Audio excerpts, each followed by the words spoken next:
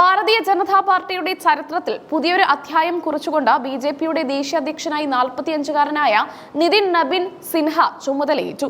പാർട്ടിയുടെ വർക്കിംഗ് പ്രസിഡന്റായി സേവനം അനുഷ്ഠിച്ചു വരികയായിരുന്നു അദ്ദേഹം. ഇതിലില്ലാതെയാണ് ഈ ഉന്നത പദവിയിലേക്ക് തിരഞ്ഞെടുക്കപ്പെട്ടത്. ബിജെപിയുടെ ചരിത്രത്തിലെ ഏറ്റവും പ്രായം കുറഞ്ഞ ദേശീയ അധ്യക്ഷൻ എന്ന റെക്കോർഡും ഇതോടെ നിതിൻ നബീന് സ്വന്തമായി. യുവ നേതൃത്വത്തിന് കൂടുതൽ പ്രാധാന്യം നൽകുക എന്ന ലക്ഷ്യത്തോടെയാണ് പ്രധാനമന്ത്രി നരേന്ദ്രമോദിയും അമിത്ഷായും അടങ്ങുന്ന ഉന്നത അധികാര സമിതി ഇത്തരമൊരു നീക്കം നടത്തിയത്. കഴിഞ്ഞ ദിവസമായിരുന്നു നിതിൻ നബീൻ അധ്യക്ഷ സ്ഥാനത്തേക്കുള്ള തിരഞ്ഞെടുപ്പിനായി നാമനിർദ്ദേശ പത്രിക സമർപ്പിച്ചത്.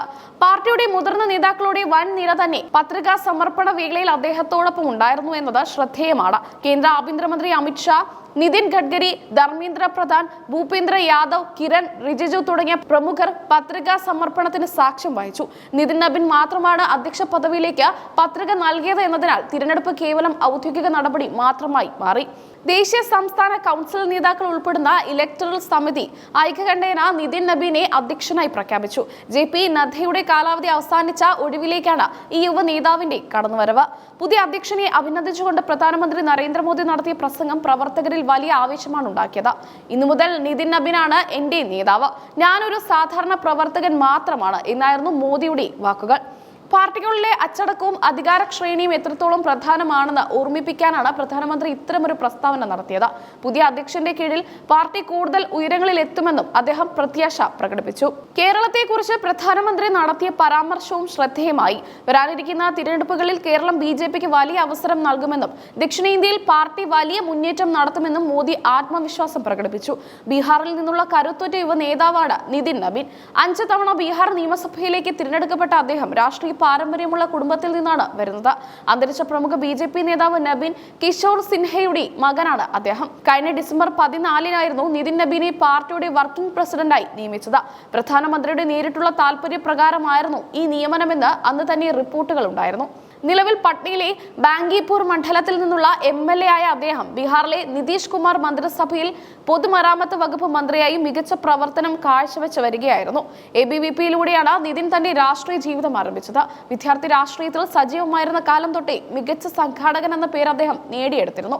2000-ൽ അച്ഛന്റെ അപ്രതീക്ഷിത വിയോഗത്തിന് ശേഷമാണ് നിതിൻ സജീവ തിരഞ്ഞെടുപ്പ് രാഷ്ട്രീയത്തിലേക്ക് പ്രവേശിക്കുന്നത്. അന്നു മുതൽ തോൽവി അറിയാത്ത പടനായകനായി അദ്ദേഹം ബീഹാർ രാഷ്ട്രീയത്തിൽ നിറഞ്ഞു നിന്നു.